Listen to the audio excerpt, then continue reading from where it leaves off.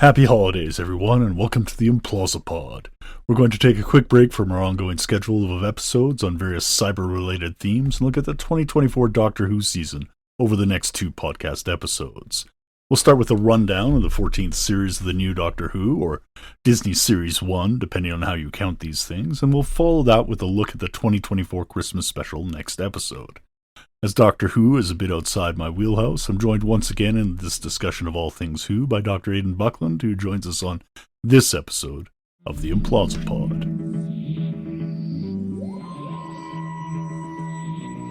So as we get into finding out whether Doctor Who goes boom, we'd like to take a moment to thank our very special guest, Dr Aiden Buckland, for joining us.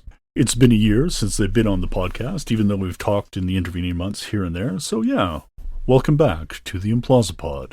Yeah, thanks for having me back. It's always lovely to talk about Doctor Who, and of course at this Whomas season, it's always fun to dive back in. A Whomas season. Yeah, the What Culture folks have just started to try that, and I'm going to toe the line with them. It's Whomas, Merry Whomas. This is when we get the Christmas special, and if you're a little bit overboard like myself, you might even go back and rewatch some of the older ones as well. Okay. Well, we could maybe do a Christmas in review, Christmas years past sometime in our near future. But right now we'll get into what happened in, I don't even know what season this is, but basically the 2024 season that streamed on Disney Plus in May and June of 2024. Watched the episodes at the time, but the way life works, we didn't necessarily have a chance to connect up and discuss them as they were happening. So now we're going to do them in like rapid fire session, and we'll kind of run through all the episodes. So this carries off of the Christmas special last year, the one that introduced Ncuti Gatwa. So this was the Church on Ruby Road. And I know you were telling me before we started talking here that that episode is included as kind of the episode list for the current season. But seeing as we already did a full episode, we're not going to really go into depth on that one here. And we'll start the season kind of in media res, so to speak, with the Space Babies episode. Now, this is the one where the Doctor and Ruby show up in a space station, and it was kind of a monster of the week. We saw that with one of the Christmas specials, or one of the special episodes in 2023 as well. And then we find out that this is operated automatically with a number of babies. And I gotta admit, I know there was a monster, and the babies had an AI caretaker. This was not a good start for me as a regular viewer of Doctor Who. Like, I started last year with the specials, and this one felt, I gave it a C if we're giving grades to these things. I really didn't care for it at all. So maybe you can give me your quick impressions of this one, and we can move on to some of the other episodes. Of course, this one was the Snot monster. Yeah. The monster turned out to be made of the baby's mucus, which was a little bit gross. But in terms of Doctor Who, I thought Space Babies was a pretty standard episode. I gave it around a B. There was nothing too offensive in there in terms of how the episode unfolded. Generally, you always have this kind of episode with a new companion. So this is kind of their first proper adventure now that the companion is aware that this is the life they're signing up for, and they've kind of dove in after the first one. So each companion has kind of gone through this as far as the new Doctor Who era has gone, and no worries about being confused on the numbering. This is a pretty classic thing with Doctor Who, since of course now in the Disney era there's been three completely different eras of Doctor Who, where we've started back at episode 1 now 3 times.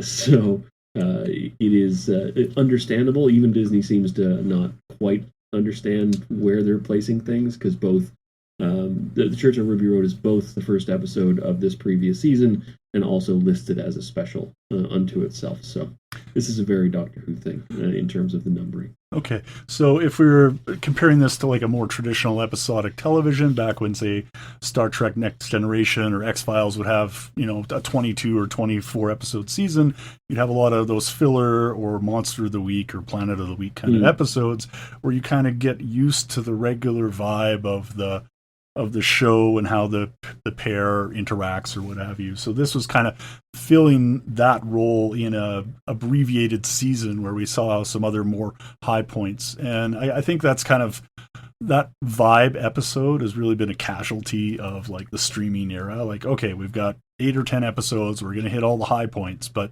you don't get the regular kind of the day to day. And maybe we'll touch on that later on in this discussion. But yeah, that episodic nature is kind of somewhat lost. So I get what you're saying, that it was like a regular episode of Doctor Who, whereas maybe a lot of the rest of the season wasn't regular episodes. So all right, not bad. So interesting start, a little bit mixed, but then we go straight from there into The Devil's Chord, which I gotta admit, I like this one a little bit more. This is where we have another being called the Maestro, and it seemed with the Toymaker kind of as the finish of the specials in 2023 that this had a lot of continuity with that we're seeing this carryover of this massive threat. And the Maestro, I think, was a aspect of the Toymaker or a child of the Toymaker or something, and we get this overarching view. Now, this is also the one where we have the I guess a very British thing where we have the introduction of the Beatles into the Doctor Who universe. I don't know if they ever showed up before, but here they're doing the recording at the AMI studios, and we've got, again, like I said, continuity and epic threat. And I like the episode overall. I gave it a B. I felt it fit within the continuity a little better. But I guess the thing that knocked it down a little bit for me was there was a bit of a lull in the second half where it felt like they were going through some of it. And I'm not necessarily on board with the musical numbers that I've seen so far in Doctor Who, whether it was the Church of Ruby Road, the Singing with the Goblins, or the one in this one. So a little bit of a step down from like perfection for me, but still a good episode. How about yourself? For me, and especially I think with the new iteration of Doctor Who, there's kind of two things that I always love to see. The first is the reclamation of stuff from Doctor Who's past. So the Toymaker was a great example of this obscure character from the original Doctor Who run, 67 to 93. That was kind of a reclamation project, and now that introduces kind of something brand new to Doctor Who, which is something I always find intriguing. Moffat introduced us to the Weeping Angels in this latest, the previous run to the Disney run. Which again are they've become now a kind of classic Doctor Who villain. So I like this notion of these beings that are somehow over and above the normal powers of the universe. So the Toymaker being one, now the Maestro being the other. They're all very Gaiman-esque in terms of they seem to be personifications of, like, one is a personification of music, the other is the personification of fun or games. Which is, I think, interesting and makes me interested now to see if Davies will bring in Gaiman for another episode. He's written some of my favorite episodes of Doctor Who, so it'll be interesting to see if he comes back to that. So for me, The Devil's Chord, I agree. There were definitely some problems in the back half of the episode in particular. The music stuff didn't exactly hit for me, except for that final number where they talk about the twist. I thought that was clever because it did land in exactly the part of the episode where you get the big twist in a Doctor Who episode. So for me, it was around a B. I gave it a B plus, actually, because of the introduction of this kind of new threat. But then, kind of funnily, we didn't get back to any more of those threats this season. So I'm expecting in the new season we might run into another one. Yeah, okay, you got to pace them out a little bit. I could see that. And if it is a larger pacing, then not having everything, totally loaded within one, you gotta seed your pantheon of threats kind of a little bit. And yeah, okay, that makes some sense. I can see where you're going with it. So next up, the third episode of the season was Boom. And I got to admit, this is one of the highlights for me. I really liked it. Now, it felt, this is the Doctor is on a war-torn planet within the middle of a combat zone and reaches out and lands on a very peculiar landmine, which forces him to remain basically in place. It's almost like a bottle episode where very little, minimal in the terms of set, but a lot in terms of drama and discussion and plot and the work with Ruby and the characters here. There's also commentary about like the AIs of the soldiers that are going around and the AI of the nurse. So I thought this is a fantastic episode. We have the introduction of Valengard, which is a weapons manufacturer, and I thought that really, as kind of a meta commentary about some of what we're seeing with respect to war and the engagements that are happening within our own timeline, so to speak. I thought that was a really effective commentary as well. So I gave this a straight up A. I thought this is fantastic, and I don't know where it'll rank long term in like the Doctor Who pantheon, but I could easily recommend anybody who, whether they're a Doctor Who fan or not, to check out this episode. I thought it was great. Yeah, I would have to say I also landed on an A for Boom. It's a Stephen Moffat episode, and Moffat, being a former showrunner and being a former show writer before he was a showrunner, has put together, I think, some of actually all of my favorite Doctor Who episodes. So he has just a knack for finding a way to put the Doctor in positions or situations that are innately clever. Like the idea that you take the man who runs and make him stationary for an entire episode. So now he can't run away. He can't, do anything. And in fact, the way that landmine worked, he had to stay a particular kind of calm the whole way through the episode too, which, I thought added a lot of drama to it. The thing I think I liked about Boom, and I one of the things that, for me is a necessary component of a great Doctor Who episode, is there has to be some kind of tragedy or sacrifice. So having that, father character introduced in the beginning and having that finality of him being becoming part of Valengard, it is the kind of thing that I think makes Doctor Who episodes interesting. There's always those kind of side characters that you get that sacrifice from, and it makes the stakes of the episode a little bit more real. So when something happens and Ruby's in threat, then the threat feels more real because we've seen characters already go through that and not come out the other end. So Boom is definitely an A for me, and spoiler alert, probably in the top 3 for me for this particular season. Yeah, spoiler, agreed. Yeah, any quick thoughts about the idea of the algorithmically generated war for just the continuity of like profit and R&D, or is that like too on the nose for planet Earth in 2024 going into 2025? Yeah, it's one of the things that I think draws me to Doctor Who overall, is that I think, like all good sci-fi, Doctor Who's able to take contemporary issues and moral quandaries that we're currently dealing with and just set them in relief in this weird sci-fi environment that, seems so far-fetched, but at the same time is tangible. It makes sense to us because in ways we are currently living it, right? Yeah. Okay, so with that, moving from a fantastic episode to honestly another fantastic episode with 73 yards. This is they journey upon the coast of not England, Wales, and they come across a fairy circle, and then we've got a lot of similarities to the previous episode where there's a bit of like being continuity in place, but this time focused on Ruby and how she deals with a problem in a bit of a similar way to what we just saw with Boom, but a very Ruby-focused episode here. But less about science fiction and more about like magic and the Fae and bringing that forth. We also have, I guess, a bit of a call-out to not necessarily earlier Doctor Who, but this was the plot of The Dead Zone, I think, with Christopher Walken, more or less, or at least elements of that showed up in the show with the idea of the Prime Minister, or in this case, or President in the case of The Dead Zone, and the knowledge of the crimes that they may be committing in the future and the destruction that might be wreaking on the world.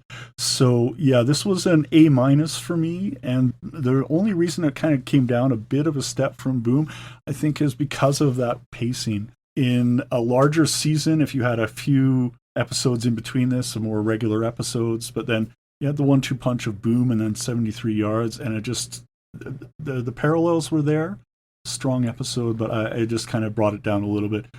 Part from the Dead Zone interpolation, let's call it, and then part from just the spacing. I think if this and the next episode had been flipped, they probably both would have done better, in my estimation. But how about you for 73 yards?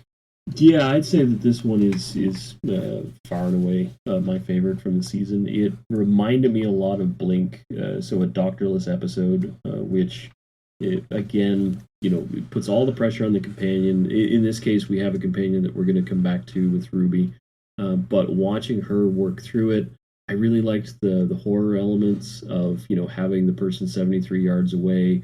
Every time someone goes to talk to them, they absolutely freak out and run away from Ruby. Like that part, I'm a big fan of horror, so whenever Doctor Who kind of trips into that genre, I find it to be very entertaining.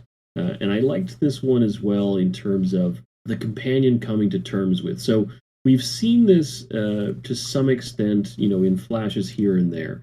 But watching a companion come to terms with no longer being with the Doctor, it's the kind of thing that you don't spend a lot of time on. So Martha, we've seen a bit from, Amy and Rory because of the way their story of the Doctor kind of pans out. But this is, I think, the first time that we got to kind of sit and stew in it for a while and really kind of deal with, as Ruby's dealing with.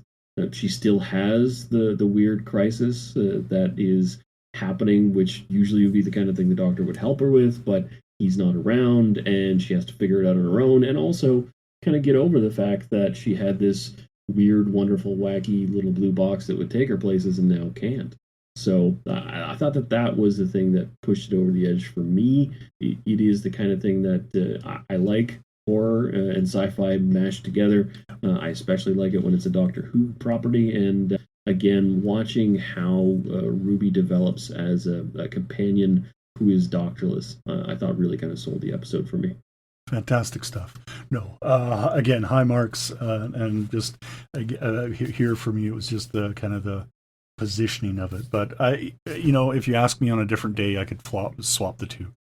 They're both really fantastic episodes. So, as a person who's coming in new to Who, I guess I'm spoiled for riches here. Is that we're getting a lot of hits without too many misses. But I don't want to say the next episode is necessarily a miss.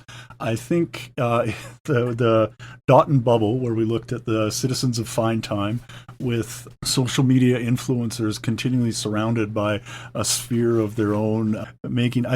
My first pass, I gave it a C, and then I'm reflecting on the episode. I'm going, oh, wait a second, maybe I'm the one who's wrong here, and I'm kind of giving it about a B, but that's because I'm a little conflicted about this one. The aliens behind the scenes, almost like a very They Live-esque, a very Carpenter-esque version of the horror going on, and the larger plot about the different planets. That these are basically the elite of another planet that are off on this planet, waiting to hear from the rest of their families. I liked it, but it frustrated me, and I think it frustrated me because of the attitudes and perceptions of some of the characters, which means they're playing their part well, but it drove me to distraction in some parts as well. So I'll take a bit of a pass on this, and I'll throw you the mic and let me know what I'm getting wrong on Dot and Bubble.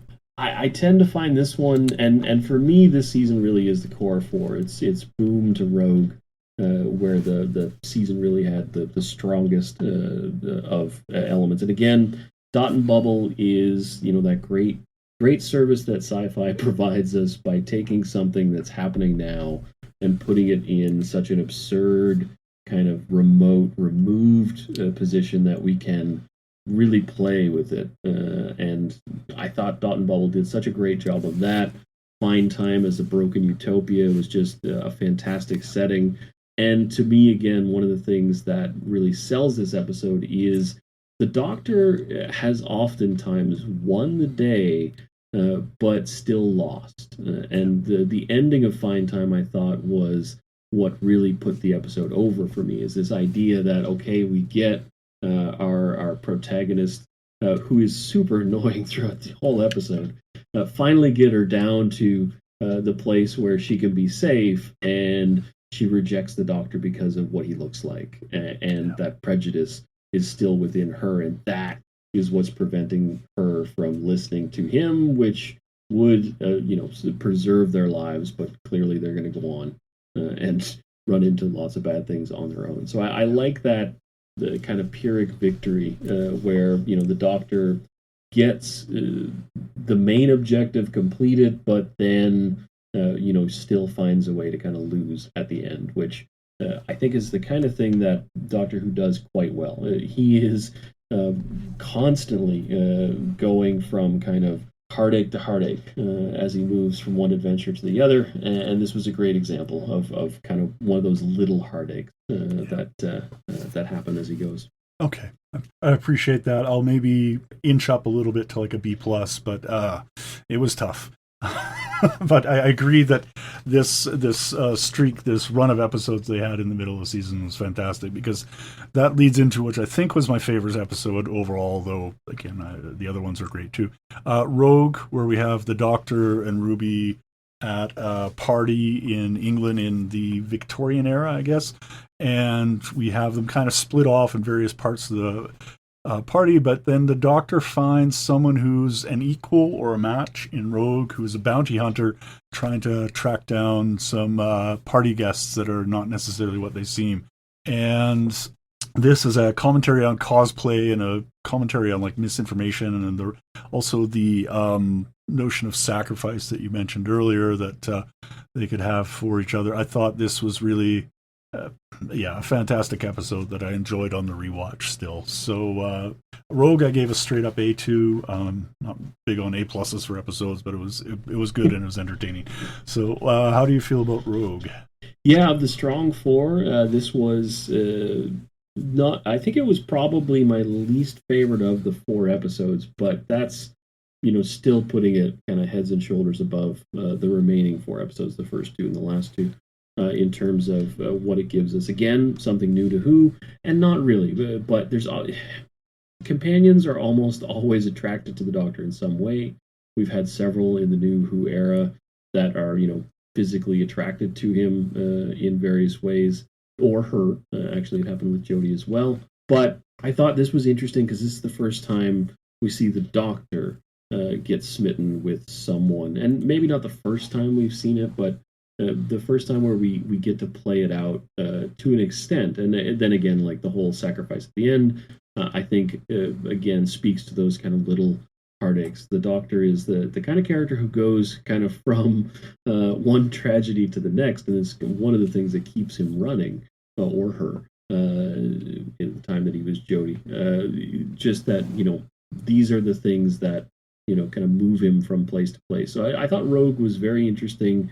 I'd like to see that character come back. I know the way the episode ended is, not giving us a lot of runway there, but the writers at Doctor Who are quite clever, so I'm sure that we can find a way either before, after, or, in the middle of what happened there for the Doctor to see them again. But I thought that was the new thing they added, which was interesting. And Ncuti as a Doctor, this is kind of one of the things he brings to the table, I think. Is that he's more emotionally available than previous Doctors. So seeing him actually like and pursue someone, I think, was very interesting in this particular episode. Yeah, fantastic stuff. All right. So with that, then we get into the final 2 episodes. They're kind of listed as like episode 7 and 8, or episode A and B. But the first one being The Legend of Ruby Sunday, which is kind of a clean break from the previous one. And what they're doing here is bringing together a bit of like an interstitial thread that had been happening since the Church on Ruby Road, with the old woman who had been showing up in various forms. Actually, I can't even say old woman. I mean older, but I don't, age indeterminate, I guess, depending on the episode. And then we get this idea that we're meeting Susan, who is this entity who's kind of been showing up in various forms, and they, again, are not what they seem. We see Unit come back into it, which is, again, the Doctor engaging with a larger paramilitary organization, and we see a few of the other recurring characters. So I dropped this down to a C, because I don't know, I found myself not really engaged with the larger narrative that they're doing. I like that they're trying to tie together these threads, but I didn't really work with the idea of a tech leader, I guess, in this case, even though there was some small, not a tech bro, but I'll think of the word for it. Anyways, but we have this idea, and I think after everything after that kind of fell apart, and linking it up to like the Sutek, or in this case the Egyptian god of death at the end, and then carrying that into the next episode, I thought fell a little bit flat. So this was just a straight up C for me.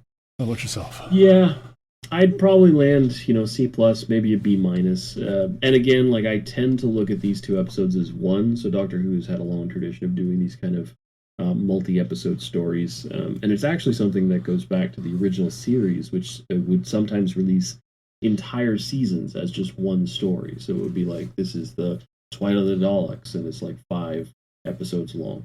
So the multi-episode arcs are usually difficult to pull off. Again, just the way that television works, to have that kind of big reveal at the end of one episode, so that it feels like there is kind of a purpose that drives you to the end of that first episode. So, like, investigating the mystery of Ruby being abandoned at Christmas was interesting, but this is, again, something we'll probably get to in a few minutes in other parts of the discussion, but I feel like we didn't have enough of Ruby in this season for me to be as invested in this mystery. So I thought that, like, maybe just a few more mentions, or even like another episode or two to really hammer home the significance of this for Ruby, because she seemed to have a pretty decent situation. Her foster family were very nice. She was a very lovely person. So she doesn't have that kind of edge of feeling like a person who's missing something, that absolutely needs to go find that thing in order to be whole. Whereas, like, other companions have had that. Rose, the first companion of the new era, Father's Day is the episode where we really hammer home that for her. Like, the Father's Day episode, I think, is really the version of the Legend of Ruby Sunday that came before, also in the RTD era. This is when he first brought the show back. And, leading up to that episode, there was a bit more about who Rose was, so that when we get to Father's Day and you get this notion that she never got to know her father, and this is one of the things that drives her as a character, it kind of makes more sense and you're more invested in it. Whereas with Legend of Ruby Road, I was less invested in this notion that, she somehow feels this void, that she needs to know the end of this mystery. And then when we get to the second half, with the God of Death, and these are, grand things that Doctor Who does from time to time, and generally, they become anticlimactic because, again, you get these beautiful scenes where, like, Kate Lethbridge Stewart is standing in the middle of a unit while everybody's turning to dust, saying, birds will sing again.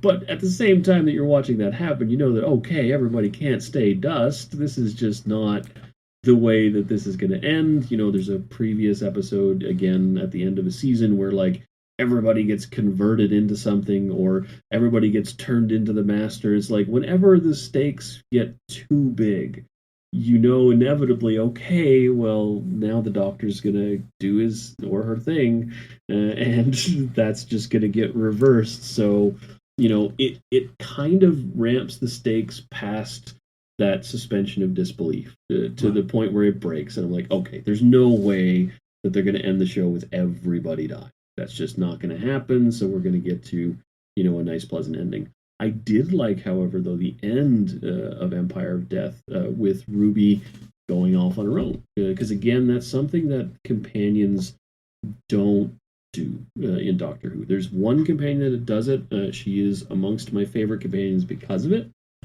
She actually comes to the realization that, I love this guy. He's never going to love me back. So I have to go in order to preserve myself. And she's like the only companion that does that. Every other companion basically ends up being lost by the Doctor in some tragic incident, which, has its own emotional weight. But this idea that a companion would see this wonderful life, go on these beautiful adventures, and then decide, okay, I've got something more important to do. That was really fantastic. So that's what pushed it still into the B range, B minus for me on the Empire of Death. I'd say C plus for the Legend of Ruby Sunday, because, again, I just felt like we needed more of Ruby's character in this season for us to really get invested in why she's so kind of invested in this kind of mystery. Okay, fantastic. So I think with that, I got a couple quick questions. So if you're going to rank your top 3, if you're going to pick them for the season, how would you rate them, or at least rate them right at this moment? For sure. So 73 yards, far and away, number 1 for me. Boom, definitely number 2. It's a Moffat episode, and again, I think the things that they introduced there and the stuff that they've done was very interesting. And actually, 3 gets a bit tough because, like I say, it is a strong 4 episodes. I'm gonna have to go Dot and Bubble, just because both episodes do end in a tragedy for the Doctor, for the sacrifice in one and just being ignored in the other. I think the ignored is the more tragic for the Doctor, because he is and she is the kind of character that is Cassandra. Like, they know everything. They're omniscient. They see time and space in a way that we don't experience it. So they know things that we don't know and are constantly being ignored at the peril of the person who is ignoring them, almost inevitably. So I really liked Dot and Bubble for that ending. That really kind of saved the episode for me. How about yourself? For myself, very similar. I got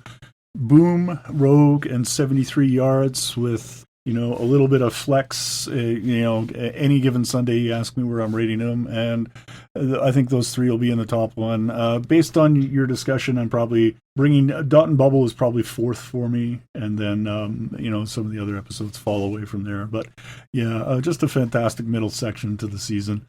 So I got a few other questions for you directly as a more long-time Doctor Whovian. What was the favorite new element for you this season, whether it's a lore or character, an enemy, etc.? What really stood out to you as like a takeaway that you'd like to... I've got a top 3 here as well. Right away, I would have to say the old gods, the Lovecraftian nature of the toy maker and the maestro. I'm interested to see how much further down this pathway we're going to go, like what other personifications will we see, and again, is this a big signpost by Russell T. Davies to attract Neil Gaiman back to Doctor Who for at least another episode or 2? Come personify some stuff for us, and we'll see it. That said, the Sonic for really the relaunch of the show, when RTD first brought it back, up until right now, it's always been something that looks very much like a magic wand. And the Doctor very much uses it like a magic wand, just kind of points it at things, and he's not, shouting out the Harry Potter-esque spells, but, he just kind of points it at things and stuff happens. And that was starting to get very tired and kind of old for me, especially as we got past the Matt Smith era. Capaldi did it less. He wanted sonic sunglasses, and there was these kind of weird iterations. I like Ncuti's. Ncuti's sonic screwdriver is very funky. It looks more like almost like a Star Trek communicator than it does a sonic screwdriver. So it looks more sci-fi-ish, but also looks kind of natural at the same time, like something that you wouldn't necessarily point out. So I do like that. And Bi-Generation. I thought Bi-Generation was the most fascinating thing that's been introduced to the Who canon, just because now, possibilities are endless. Really, any Doctor at any point can come back. Even Tom Baker, who's, I believe, in his 90s, if not his very late 80s, could come back. And the 4th Doctor could be an old man. He's kind of done it already in the Day of the Doctor for like a very brief scene, and apparently he's had some comments about that and his experience of it. But you could very easily see like the 5th Doctor, the Sylvester McCoy, the last Doctor before the series was canceled. These are people who could come back and just be the Doctor again, but not, necessarily their Doctor. And of course, we're going to get Tennant again. The 14th Doctor will be back, I am sure. But the idea that maybe after RTD is done with the show and hands it off, you could even see a Christopher Eccleston, whose Doctor was fantastic. He was one season. He was the first Doctor in the reboot of the show. And Christopher Eccleston, of course, at the time, was famous for playing bad guys. I mean, this is a guy who played Destro from G.I. Joe, and, was the bad guy in 28 Days Later and had played all of these fantastic villains. And then here he is as this character, Doctor who can be villainous. He can be a heel from time to time, but at the same time has to be light and goofy. And seeing Eccleston pull a goofy smile was amazing, and I can't wait until someone is able to convince him to come back and do one more run as the ninth Doctor. Sorry. Yeah, well, that'll be fantastic. So I know you touched on a couple of things maybe you didn't like about the season earlier, so I'll just skip over that. But what's your overall impression of the 15th Doctor now, having seen like the full season and or the other actors' performances? You kind of you seeded that a little bit throughout, but what's your take compared to, like, you started watching with the 10th Doctor, or whereabouts did you come in? I started watching full time. So Matt Smith, the 11th Doctor, is what I would consider my Doctor. So this is the Doctor where you start watching the show in continuity.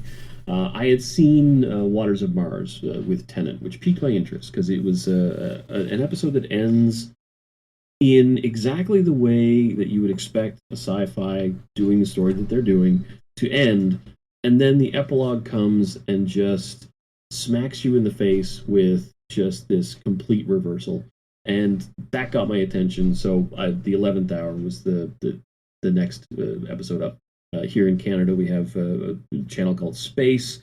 They were famous for doing marathons, so that's how I caught Waters of Mars, and they were doing the marathon as a promotion for the upcoming 11th Doctor's first episode. So Matt Smith is in many ways my kind of prototypical Doctor. So when I'm looking at every other Doctor, I'm looking at them kind of in comparison to the way he does it. And the way he did it was very silly, goofy. He's very childish at many points, but then he's also very serious.